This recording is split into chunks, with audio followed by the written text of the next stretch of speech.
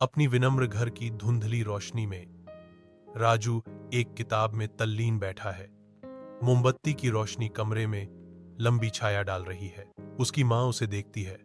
उसका चेहरा चिंता और प्यार दोनों से भरा हुआ है, क्योंकि उनकी गरीबी का बोझ छोटे से स्थान को भर देता है। राजू ऊपर देखता है। उसकी आंखें महत्वाकांक्षा से चमक रही हैं। माँ, मैं एक महान डॉक्टर बनना चाहता हूं। उनके शब्द हवा में लटके हुए हैं। उनकी दैनिक संघर्षों के बीच आशा की किरण। उसकी मां की आवाज कोमल लेकिन दृढ़ है, अटूट विश्वास से भरी हुई। मुझे पता है बेटा, तुम निश्चित रूप से करोगे। ऐसा लगता है कि कमरा अपनी सांस रोक रहा है, मानो परछाइयां भी राजू के सपनों के सच होने की कामना कर रही हों।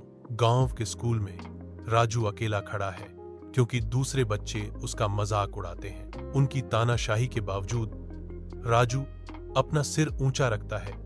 उसकी आत्मा अटूट है। शिक्षक आते हैं, स्कूल के मैदान में समर्थन का प्रतीक। शिक्षक कहते हैं, राजू, तुम बहुत बुद्धिमान हो, तुम्हें कभी हार नहीं माननी चाहिए।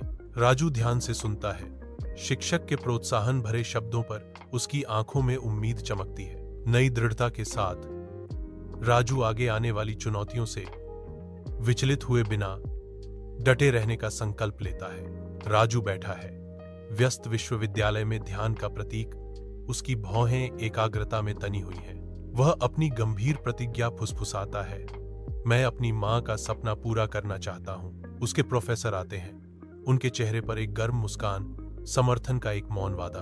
प्रोफेसर उसे आश्वस्त करते हैं, मुझे पता है राजू, तुम करोगे। राजू सिर हिलाता है।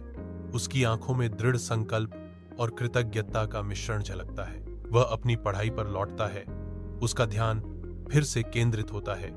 उसकी मां का सपना उसके हर कार्य को बढ़ावा देता है।